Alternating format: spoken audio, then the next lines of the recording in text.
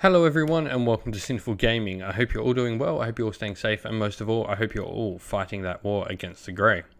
Today, we've got a little bit of a wish listing video, prediction video maybe we'll call it as well. But what the idea of this one is I'm going to talk about things I would like to see in the rumoured Warhammer Age of Sigmar 3rd edition that is apparently coming out this year, or speculated to be coming out this year. Now, whether or not it is actually coming this year, nobody knows, but we're going off some knowledge that a similar narrative campaign led up to an edition change for Warhammer 40,000. So Games Workshop does like to go about these things in a particular way, and they like to sort of maybe copy something that's done well, and Psychic Awakening did really well for Warhammer 40,000. It was a narrative campaign for Warhammer 40,000 that led up to an edition change and sort of moved along their story a little bit, not as much as Age of Sigmar story gets moved along from these sort of things, but it did do it somewhat. So Warhammer Age of Sigmar 3rd edition, we're going to go with the thought that it is happening in this video. And what I'm going to do is go through 10 things I'd like to see for the new edition, and I'd love to hear all your thoughts and ideas on what you'd like to see, changed, come in, go away, etc. for the new edition. Throughout this video, we'll be talking about lots of different things to do with the edition, all three styles of gameplay, whether that be open narrative or matched or even competitive play. We'd like to see and talk about stuff about models and the narrative, actual lore of the game, along with different ways to play the game and updates to factions and Warscrolls and stuff like that. We'll get into all of it. It's going to cover the breadth of things that a rulebook can cover. So let's get cracking. This is going to be 10 things I'd like to see for Warhammer Age of Sigmar 3rd edition. So, number one, and I think the biggest thing I want to see with a new edition is Warscoll updates and changes. I think this is generally a thing that a lot of people want to see. There are a lot of Warscrolls that are subpar, and some even that are probably too powerful. Trying to say these in the nicest way. But for me, I really like what Warhammer 40k did with, okay, it doesn't have Warscrolls and such, and not all of them were updated, but they actually updated a bunch of weaponry across the game. With the new edition, and put out a PDF for that. Now, Age of Sigmar has the benefit of that all its Warscrolls are free. So this means that they can easily be updated with an edition change. They actually did this for a lot of models when we got 2nd edition. A lot of models received updates with 2nd edition, and I think they can do it again. I think a lot of the problems with the game, like activation wars and some of the shooting issues that are in the game, and potential models that maybe have a few badly worded or even not wanting to really push broken, but there are some broken combos with some rules and models on there in the game. But I think with an edition change, there's a great chance to update a lot of Warscrolls, and not only the stuff that's too powerful, I think more importantly the stuff that's too powerful, making Warscrolls that are bad good. Now, people will know that I'm a massive fan of Scourge Privateers, and I love my Charybdis, and I will defend him till the cows come home. But it's not the best Warscroll. I think there's one way to run a Charybdis, and that's, I've already talked about that plenty on the channel, but I'd like to see Warscrolls mean more, and particular monsters be more powerful, and particular units have a place in the game, and I want everything to be good so there are options for everyone to play, and everyone can play their favourite models and be happy with how they do on the table. That's what I want. And so I think Warscroll updates and changes is by far the most important thing a new edition can bring to Warhammer Age of Sigmar.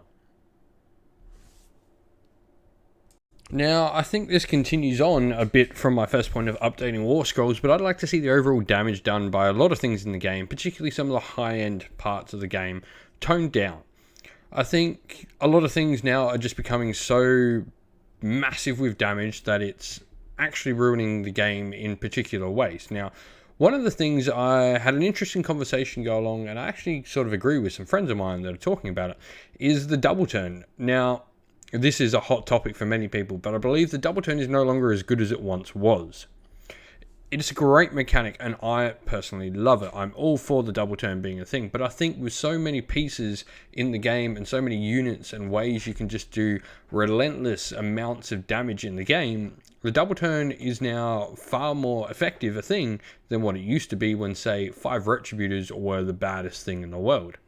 Now we have things like Terrorgeists on the table where they're doing 40 damage a turn quite easily, and they're getting to do it 2 times in a row sometimes, which can take off a lot of your opponent's army. You know, that's 80 wounds. That is 2/3 of most armies gone off the table just from a single model.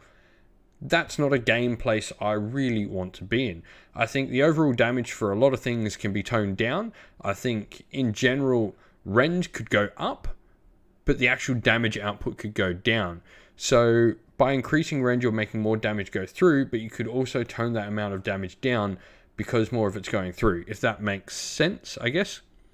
So, you know, you could be rend 2 or now rend 3, but rather than having damage 5, you could only be damage 2 or damage D3, which means less is going to go through, and maybe that will help some way. And, you know, you might drop your attacks as well because more damage is going through. I'd like to see things survive on the table. I like to see that fight and then fight back. I like to see units stuck in combat for more than a turn.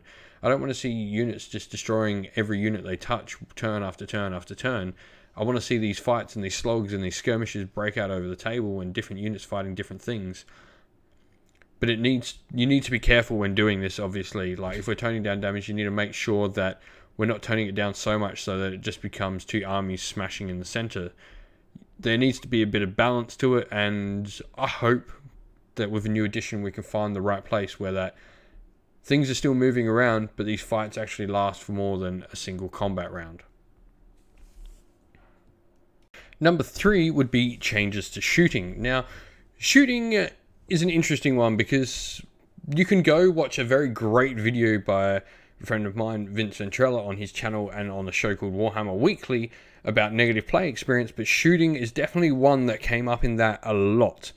Now, I play against a couple of Caradron Overlords players, which are probably the most notorious shooting army in the game, quite a lot, and I myself play with Cities of Sigmar, which have a lot of shooting. I also play Stormcast, which once again I can run Shootcast, and I have Zinch as well, another abuser of shooting. Although maybe sometimes magic in a way more than shooting. But I play a lot of shooting armies myself. Something needs to be done so that shooting armies don't so drastically take advantage of a double turn. And maybe my previous thought is the way to do this by dropping damage.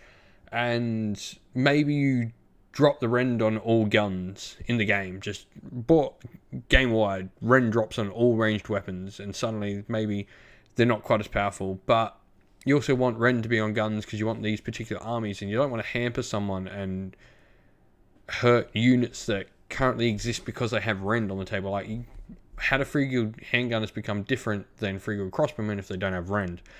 Caradron Overlords should have rend on a bunch of things. Like, they have Aether guns, they have like almost modern day technology guns, so they definitely should have rend.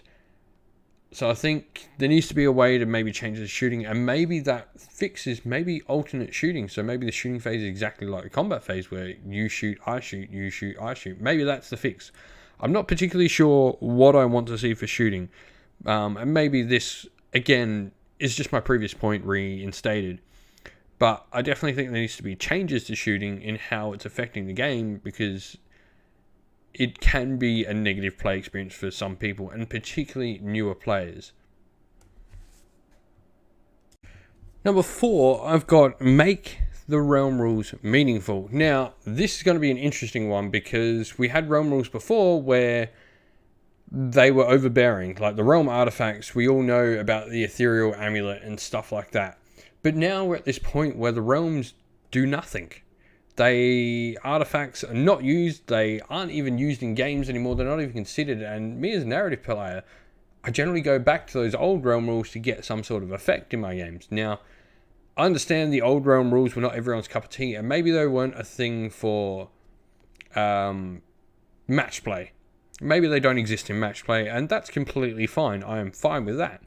But since the new realm rules were published in the General's Handbook, that's sort of how people have taken them and I think some cleaning up and maybe finding that middle ground for, not that they're overbearing like they maybe used to be, but they're also not completely not important like they currently are. I think we need to find a middle ground for realm rules and how they can affect the game and make it fun without being overbearing. I would like to see the realms play a part, and maybe the way we do this is, instead of having particular realm rules, we bring back the realm of battle from like the original Warhammer Age of Sigmar books, where we had particular parts of the realm we can fight in. And we're starting to explore that in Broken Realms Marathi, how we've got the particular part of the all points and stuff.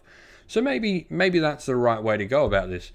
But definitely, I think the realm rules need to come back in some way to at least meaningful, not overbearing like they used to, but they need to be brought up from what they currently are in the current GHB, which I feel just, they're almost like they are worthless, I feel, personally. I don't think they do anything or bring anything to the game in their current state. Number 5, I'd like to see the expansion of the Anvil of Apotheosis. The Anvil of Apotheosis, for those not in the know of what it is, was something brought in the narrative play section from the General's Handbook in 2020. It is effectively a character creator where you can build up custom heroes with a set of particular rules, and there's all sorts of cool way. It's not meant for match play, but it is a really cool thing. I've seen some events use characters from it, and for the most part, it has been ignored in competitive and match play, but I've seen a lot of narrative people getting really excited about it. For me, this is one of the things I think they need to add to the core rules, is this character generator.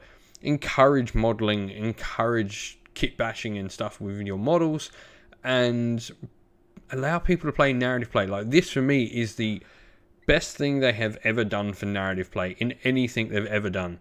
This custom character generator, it gives people a baseline. And I know there's some people who go, well, I could make my own rules anyway, and I did a lot personally as well. But I think giving people this way to start and this way to start thinking about how narrative play works, I think the Anvil is great for it, and I'd really like to see it included and have it expanded upon in the next main rulebook. Another thing I'd like to see added to the core rules that's actually been dabbled in a General's Handbook before is the mass battle game rules. So Warhammer 40,000 has this expansion called Apocalypse, which is pretty much mega battles. Games of, I think in Apocalypse it's 3,000 points or more, and the idea is it's just these gigantic battles.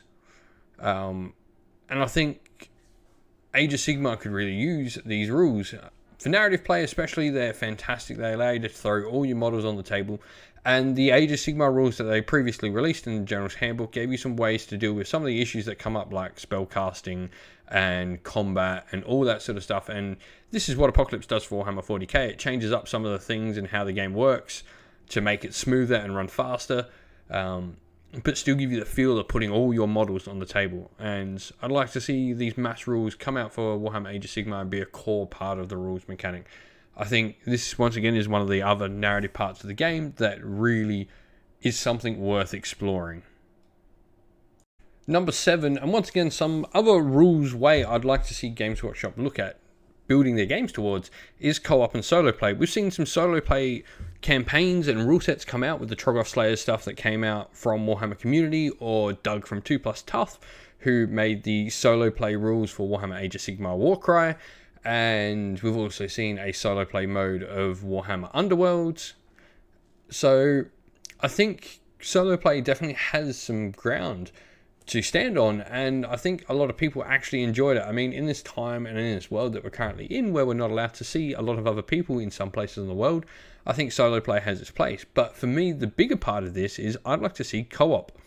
Solo players showed that you can run the game as a system, and even games like Warhammer Quest Silver Tower showed that you can have these charts that you roll on and your enemies do certain things. So I think co-op play is something really worth exploring.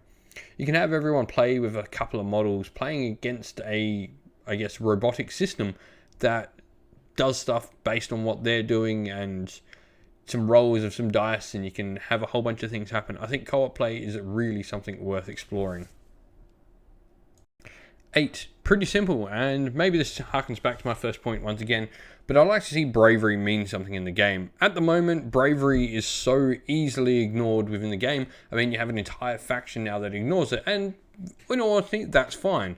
Much like Deepkin always strike first turn 3, I think that's completely fine. They have mechanics, but maybe these mechanics shouldn't be things that are ignored throughout the entire game, or changed throughout the entire game.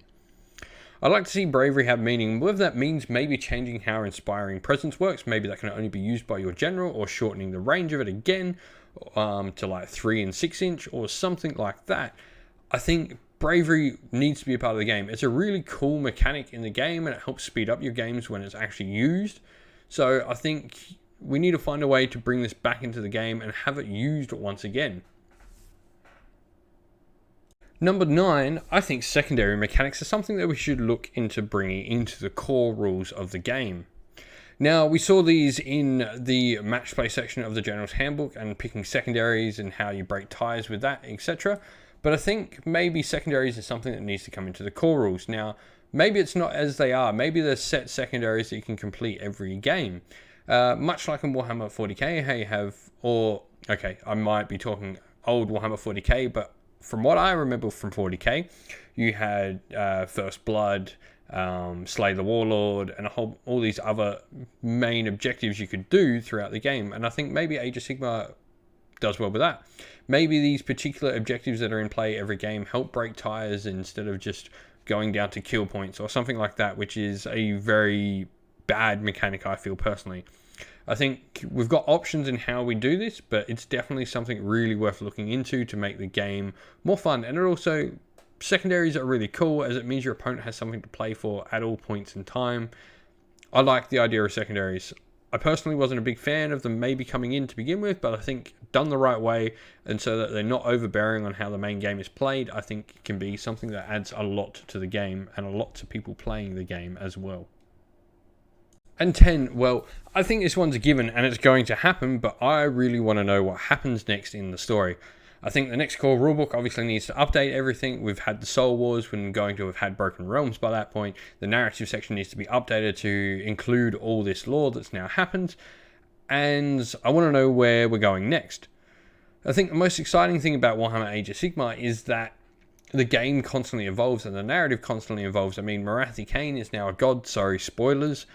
And we've had little baby Slanesh be birthed into the world. So I'm really excited to see where we go with the story next, what's happening. And yeah, I think this is probably the coolest thing I'm looking forward to in any of this with a new edition, is what does a new edition bring lore-wise to the game. Thank you all for watching though. I hope you enjoyed the video, and if you did, please do leave a like and subscribe to the channel. I'd also like to hear your thoughts and your views on everything that's coming and maybe coming, I guess, for a new edition of Warhammer Age of Sigmar. What would you like to see in a new edition, and what changes do you think need to happen as well?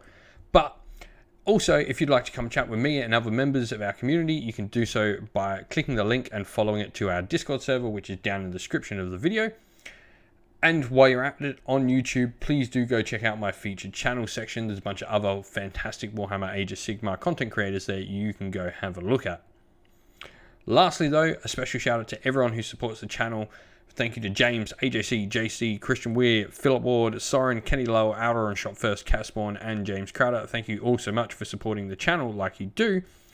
And if you'd like to help support the channel like these fine gentlemen do, and these fine other people, please do so by following one of the links down to one of the many ways you can do so, either Patreon, YouTube members, or Ko-fi.